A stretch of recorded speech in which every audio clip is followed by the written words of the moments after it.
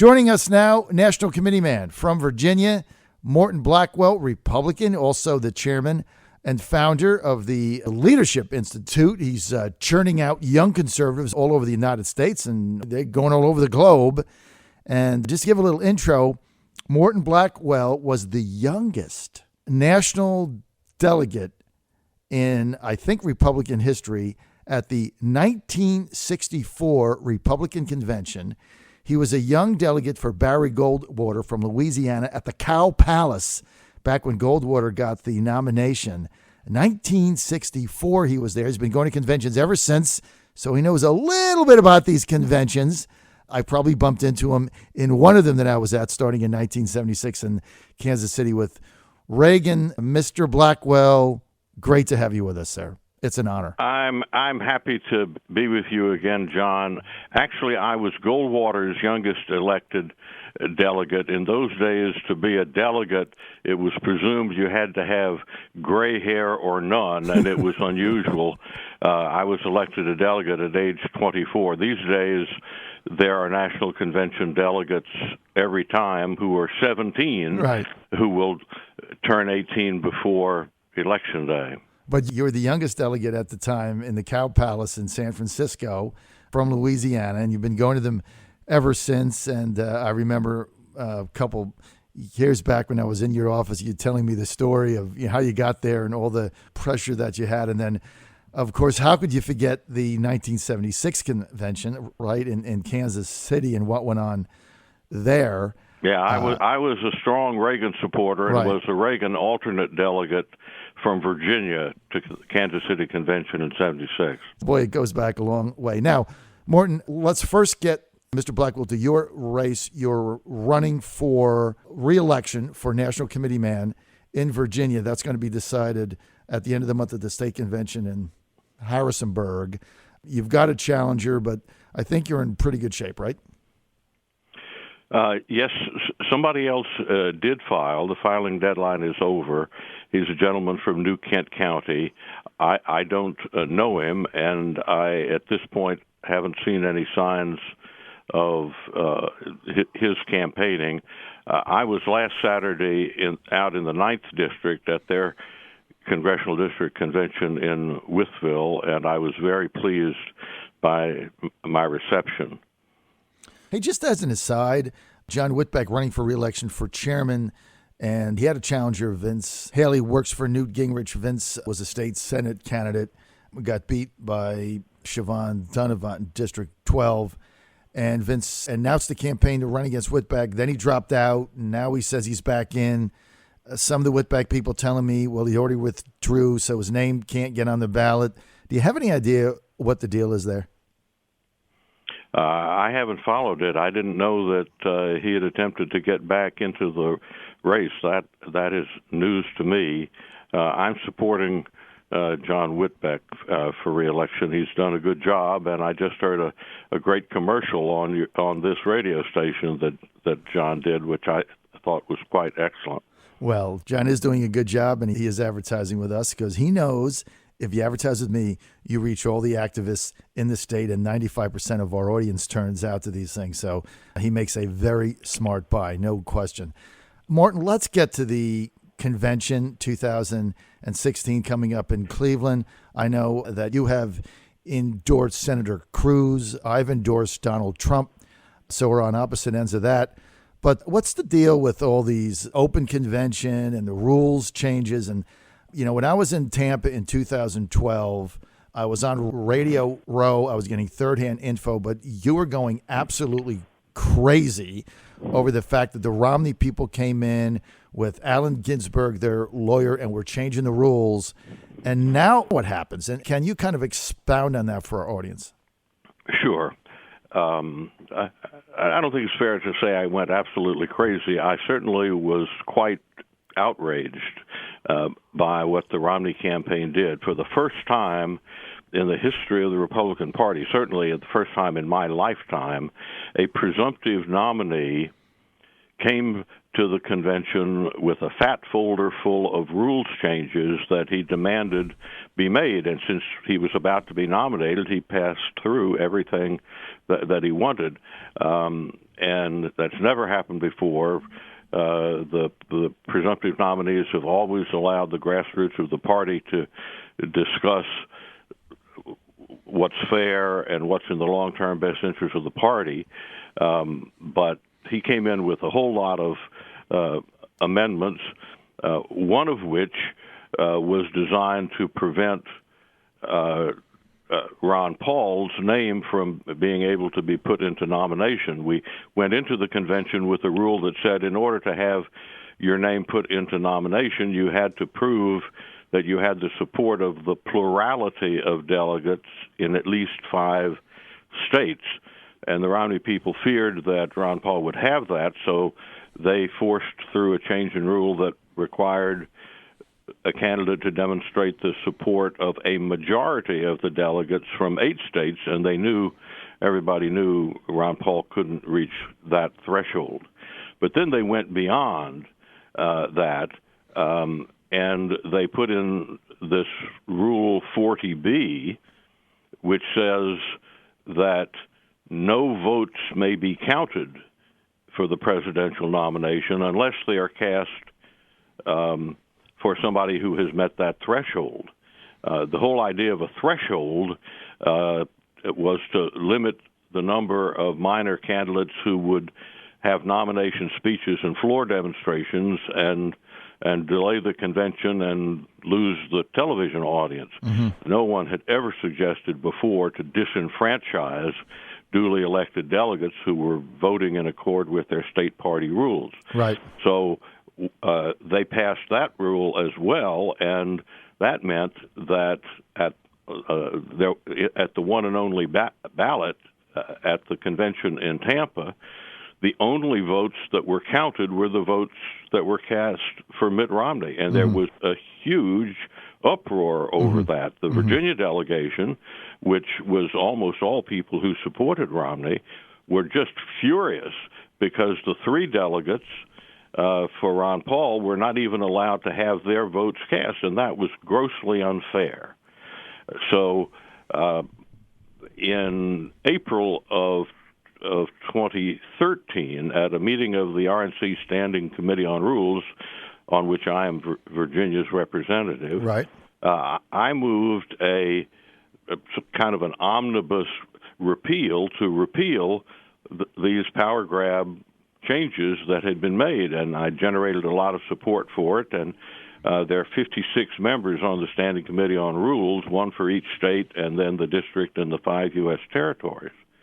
And when my motion came to a vote, I got 25 states to support the repeal of the whole shebang right. that had been imposed on us by the Romney campaign. But the other states and the territories in D.C. voted on the other side, so my motion failed.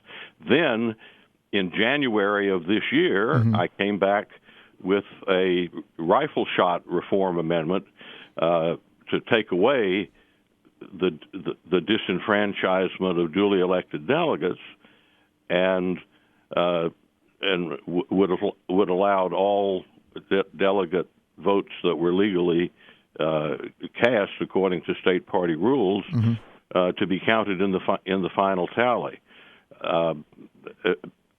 When I moved that, the general counsel of the party, who works for Reince Priebus, stood up and supported me on that, which was the signal to the people who want to vote the way Reince Priebus wants them to vote, that it was fine to vote for my motion.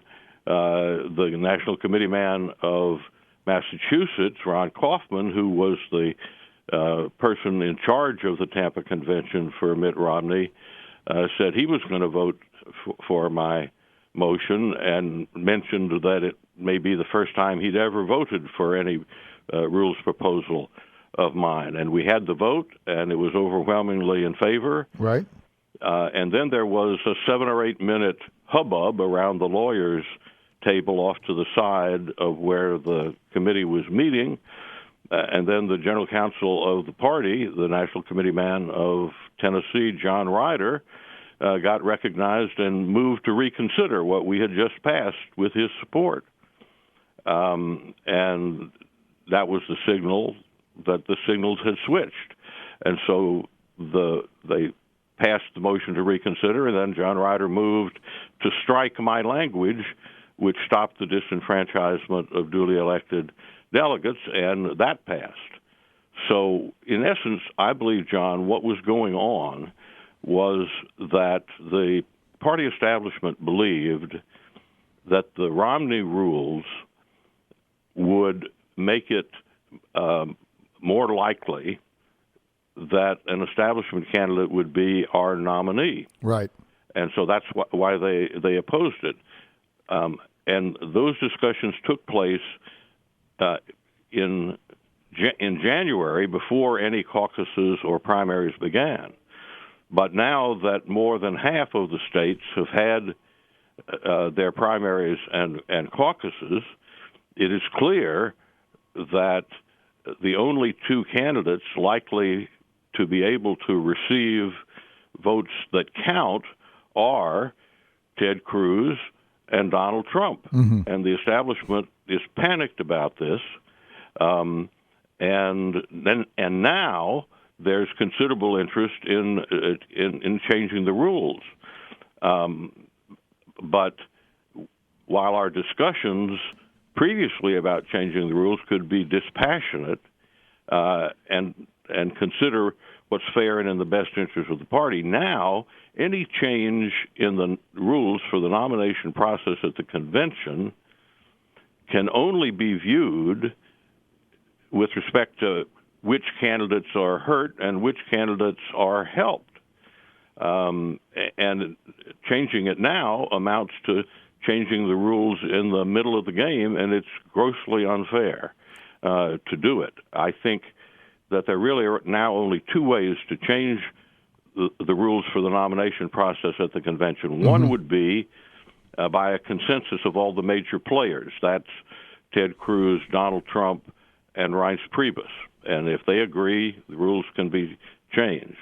The only other way to change the rules, in my opinion, is after a ferocious rules battle at the Cleveland Convention, which could split the party. So we don't know what's going to happen. The RNC is meeting next week, and the Standing Committee on Rules will meet in Hollywood, Florida, and Reince Priebus has the votes to propose a new propose changes rules or to support changes in these rules that would allow an establishment candidate to perhaps emerge as the nominee in a multi-ballot convention, but I don't know whether or not he is going to pull the trigger on that.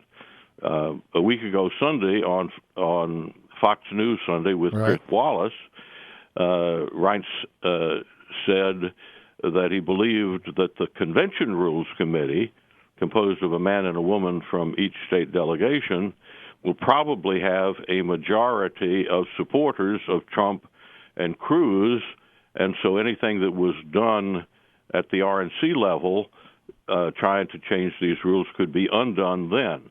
So I don't know what's going to happen. It will be interesting next weekend at the RNC meeting. Well, it's going to be a mess, no question. Morton, I've got a minute and a half.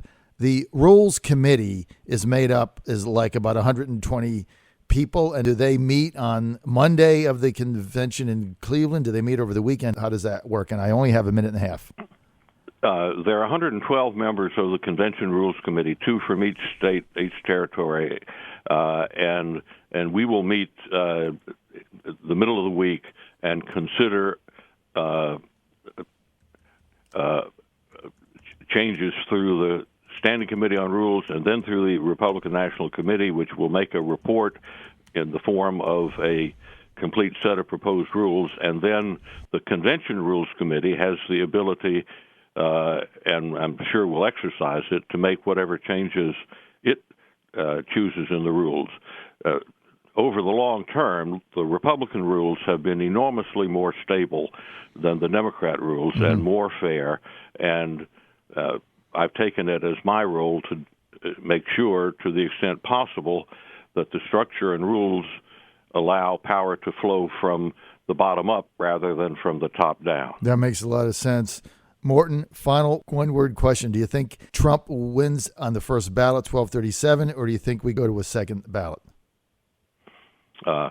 Anybody who makes a prediction, I think, is going to only be guessing. If Trump gets 1,237 delegate votes on the first ballot, he wins the nomination. If not, then there will be a second ballot. All right, we're going to see what plays out. Hey, we really want to thank national iconic figure Morton Blackwell for being with us, trying to flush out exactly what's going on with the rules, and it seems like the establishment is changing needs. Pretty sad situation.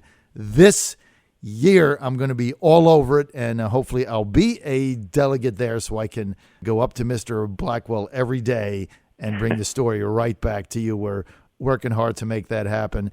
Morton, thanks for being with us, sir, and thanks for your service and for all you do. And one day we're going to get that book written.